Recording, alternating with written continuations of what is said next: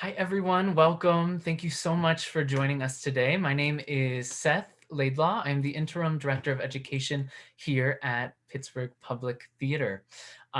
Today, we are here for our Playtime Plus workshop, which is actually a monthly workshop series that is loosely based off of programming that is happening at the Pittsburgh Public Theater. Both our play reading series and this month, the preparation of the Shakespeare monologue and scene contest, which I know a lot of you are preparing for and getting ready for those final submissions, which are due next week, February 5th at 3:00 p.m. Today, we have some special guests joining us on the screen as workshop participants, as well as an artist to help provide some new tips and tricks for those especially creating scenes, but also for anyone who is preparing for the contest. So today, if I could please welcome Joy and Deontay to the screen, who will both be our on-screen participants. Welcome. And today, actor and fight director Tonya Lynn, who's also a coach for the Shakespeare Monologue and Scene Contest, who will be leading the workshop. You can take it from there. Thanks. Hi, thank you, Seth, and thank you for joining me today, Joy and Deontay. So I know for everyone who is currently watching the webinar, we currently have it set up where your mics are all off, but please do use the chat. I have a few questions for everybody as we go, and if you have thoughts or opinions as we go, type those in. We'll keep an eye on it and we'll try to work them in as we go. As Seth said, I'm an actor and I'm a fight director. I'm a certified teacher of stage combat with the Society of American Fight Directors, and I am a longtime fan and coach of the Shakespeare Scene and Monologue Contest.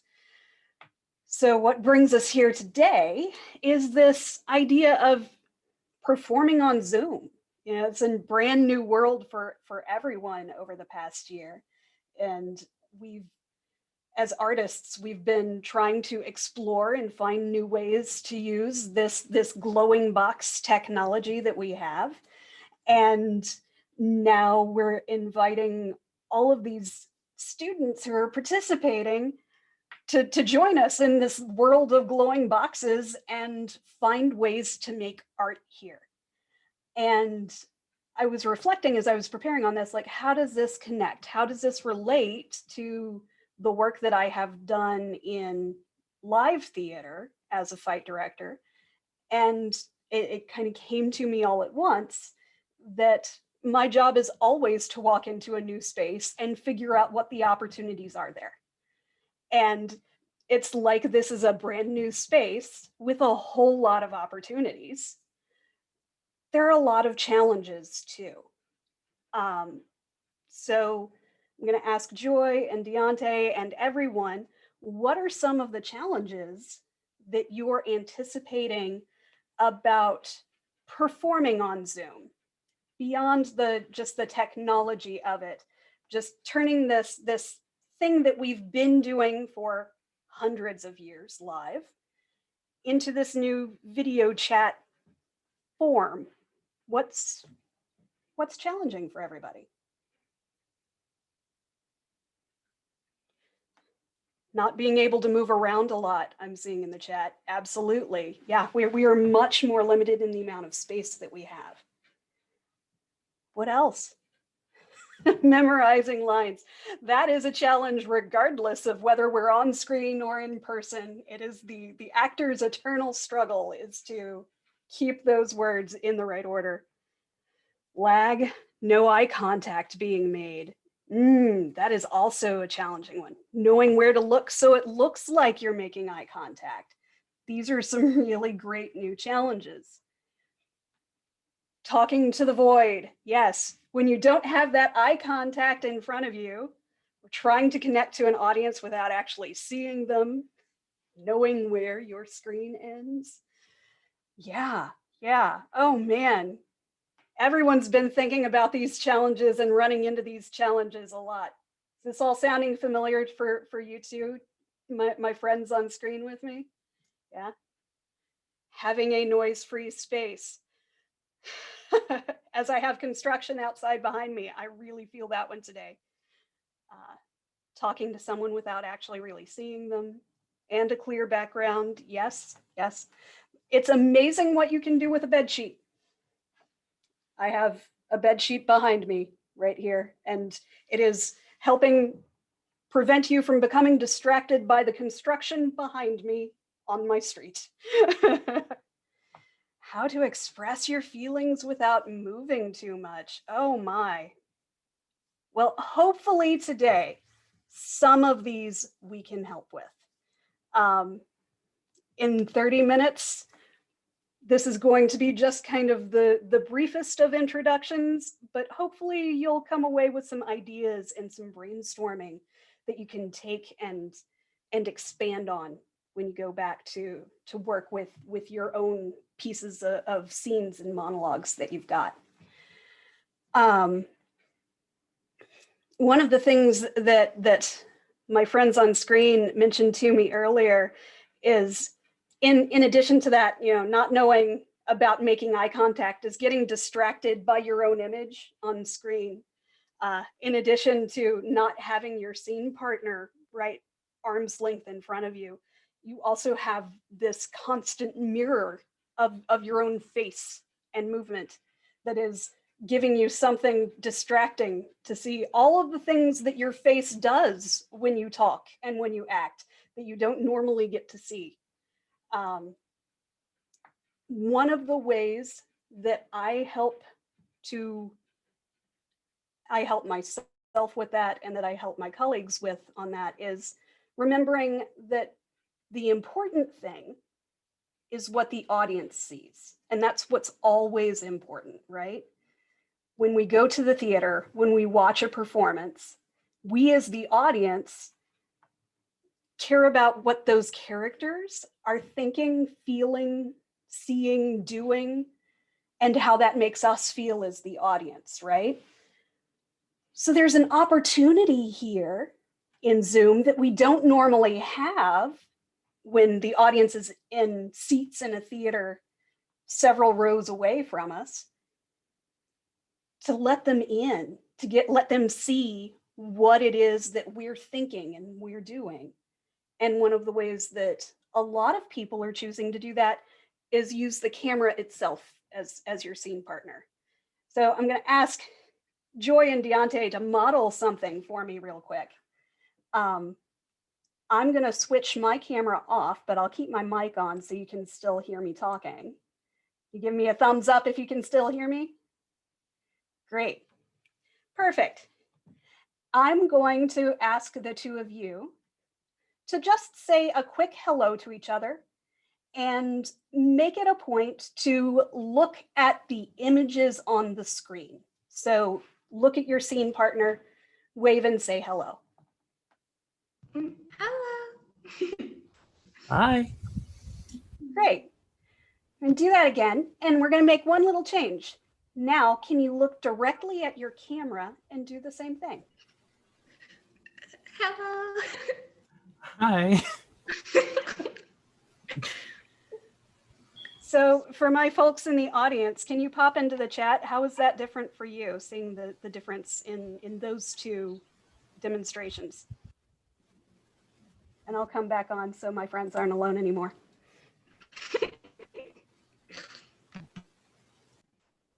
Would it be helpful to see it again?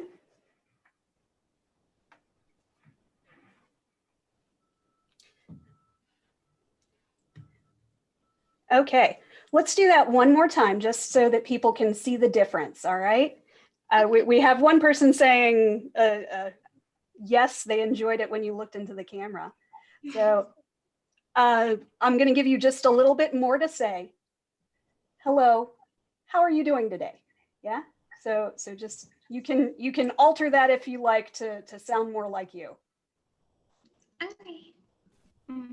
So, Hi, Dean. How are you doing? I'm doing good. How are you? great. And now try that looking at the camera instead. Hi, Dean. How are you doing? I'm doing pretty good. How are you?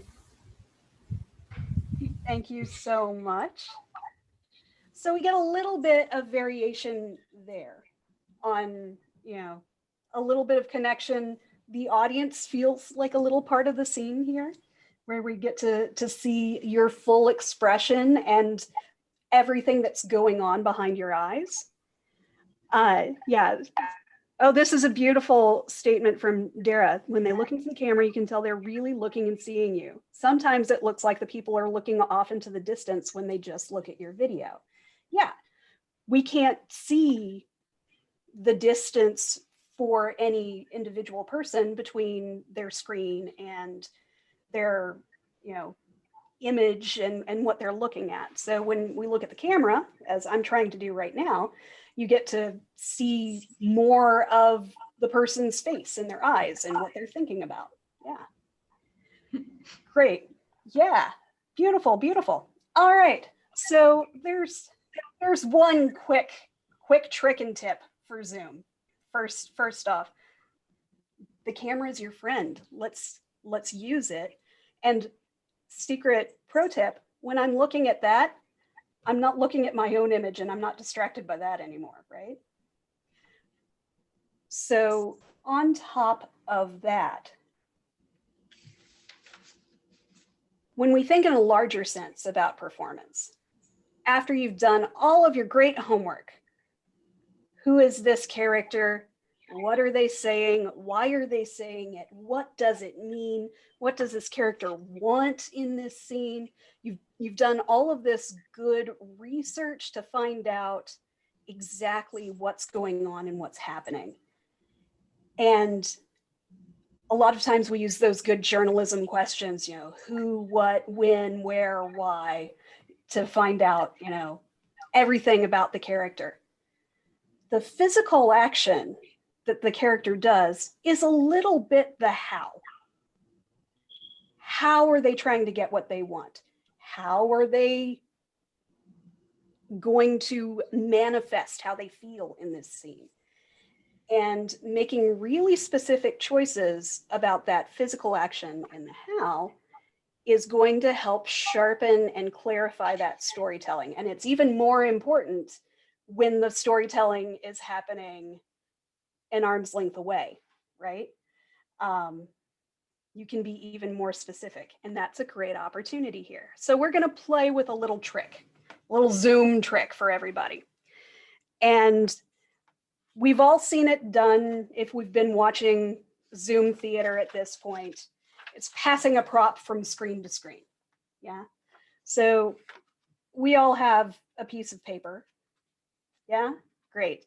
And what we're going to think about is the story behind passing a piece of paper. This is the simplest story of all time, yeah? So, Joy, what is the first thing that we need to do here for the audience to know that I'm about to hand someone a piece of paper? Oh, show the paper. Yeah, the audience needs to know that we have this paper. And clearly it's important for some reason, or we wouldn't be using it right now, right? It has a larger purpose, but for right now, we're just talking about that, needing the paper.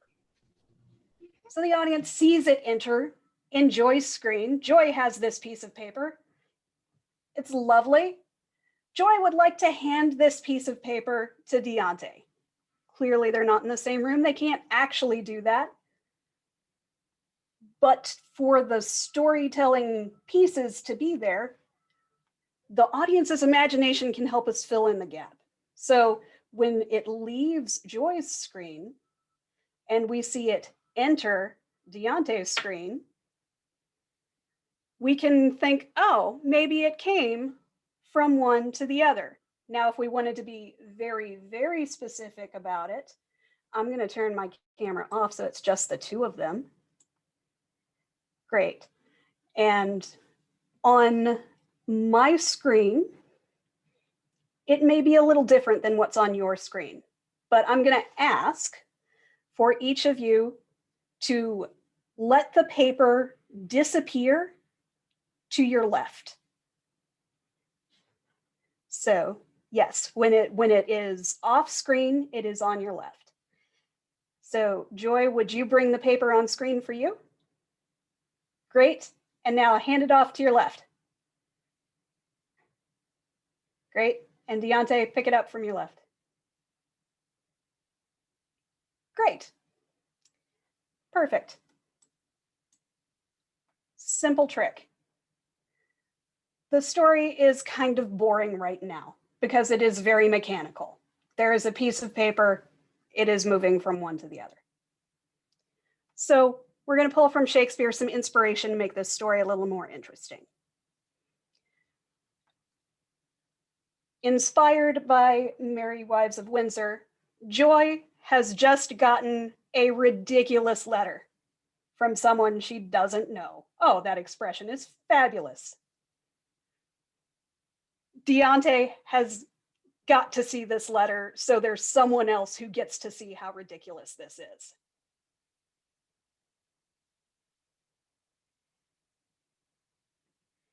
All right, so I'm gonna let the two of you do that from start to finish all together, and I'll give you just an inspirational line. Take a look at this, you're never gonna believe it.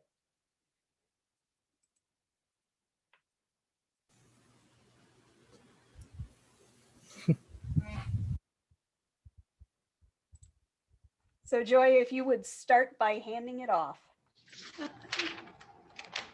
Look at this, Dean. Like, I don't even know this guy. Oh my gosh, what's this? What is this about? Where did you get this? Like, it was in my mailbox. I don't know who it's from. Nice crazy. work, you guys. Nice work. Great. So since it just went to Deontay, I'm going to give you a different situation, and Deontay can send it back to Joy.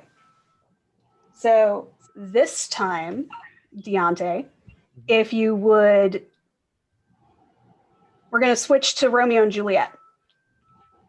And this, what is written on this paper, you cannot read.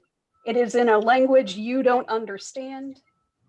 And you happen to know that Joy is an expert in this language and can help you understand what's on this paper.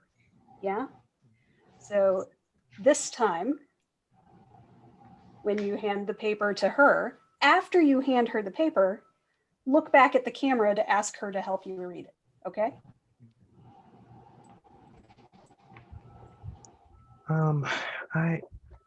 Hey, Joy, could you look at this? Like, could you, here, I don't know how to read this. Okay. Well. You know what it says? I don't really know that language. Well, I know this. Well, it says Emily, Elijah, Liam, and Nice work. Nice work improvising too.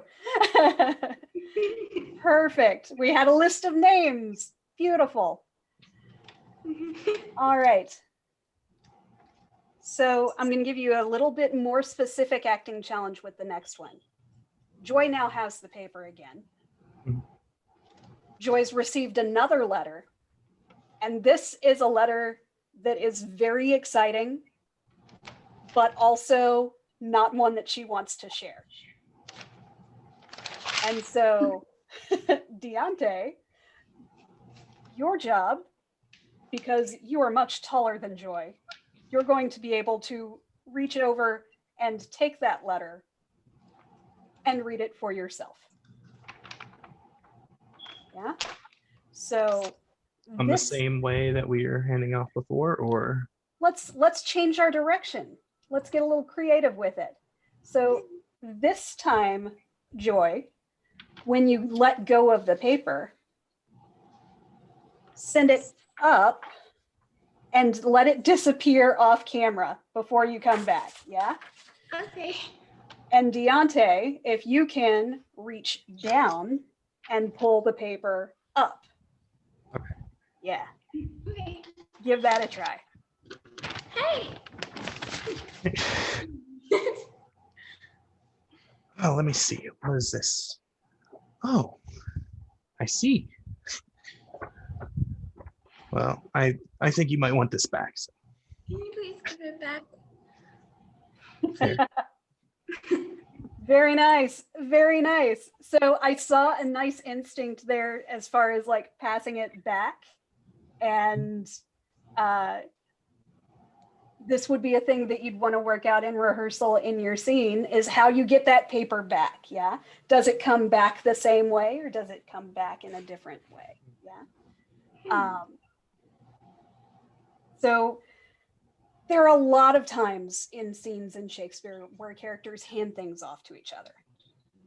In Macbeth, there are knives that get handed around, some daggers. There are letters all over the place. In Twelfth Night, there's a ring that gets passed around. So many props, and we can find ways to pass them around hither and yon, just with a little information being discussed about who's giving it to whom. Yeah. The important thing in the story that I always keep coming back to is what is the emotional impact of this action? Yeah. So, how does it feel for Joy to have that letter taken away? How does it feel for Deontay to get included in the mystery letter that we were talking about first, right? That's the part that's really interesting to the audience, and the action is just kind of a vehicle to drive us towards the meaning of what's going on. So when we have our monologues and we have the meaning, let's think, say our character is very sad. Thinking about that thing that we can do in this tight little space that shows to the audience that feeling that the character has, and it can be super specific.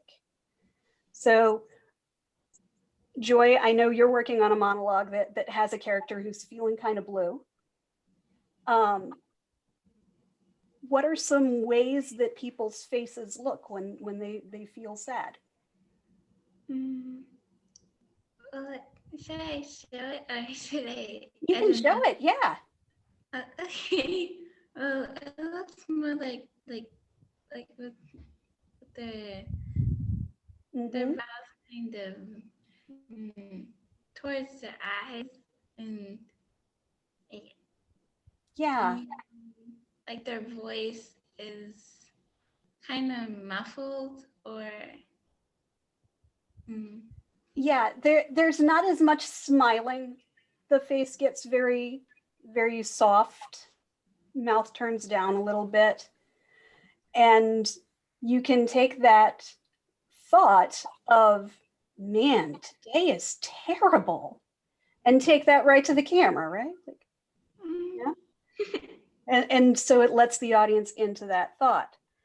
I know Deontay is working on one where a character is feeling a little bit more intimidated or frightened, or at least trying to make people believe that that's the case. And so if you were trying to say to someone, well, wouldn't you be scared if you were me? How would you, what is something that says that person is not confident and brave right now? So I would say the person would you could add a bit of stuttering into your speech, maybe shaking slightly. Your voice would be quieter, weaker. Your face would kind of be similar to sad, I guess, but I don't know, kind of like prepare to like, I guess, scream, I guess, if you're scared. There's maybe more tension. Yeah. Mm. Yeah. And so these are things that you think about. Okay, so body is maybe happening in all of these different ways. What's the biggest one? What's the one that is most important right now in the first sentence that you're going to say that tells the story most cleanly?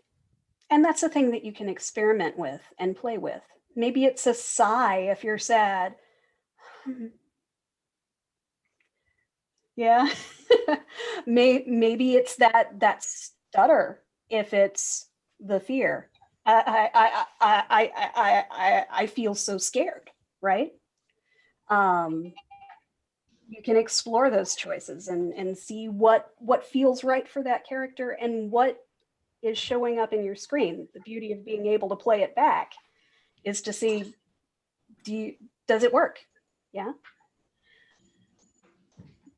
The thing that is helpful is to know how that story flows throughout your piece. Where does it start? When does it change? And how does it end?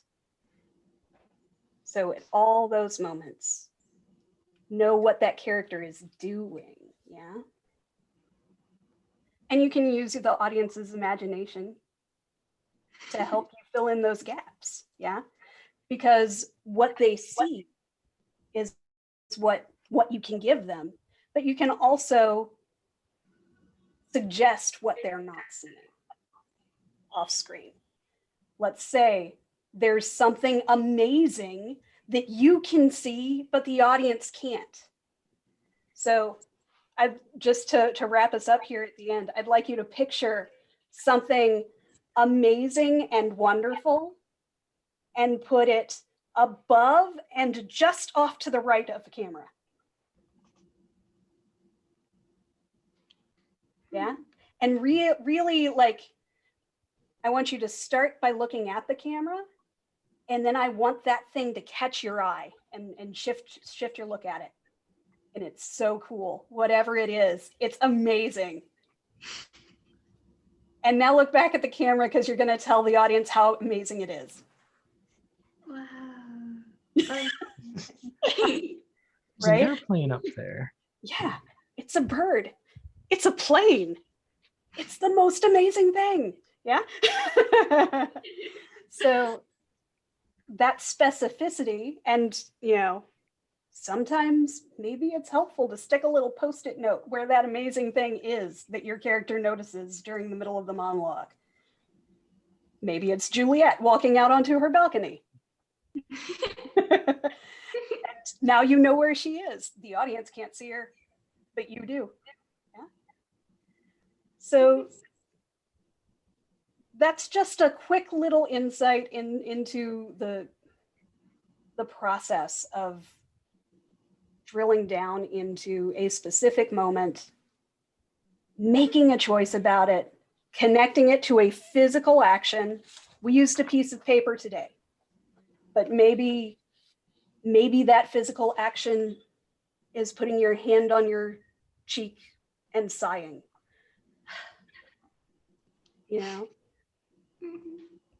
As long as you know why it's happening and what is the important part of the story being told, the audience is going to follow you. And hopefully that's fun. So, quick question for everybody. What are you going to go try?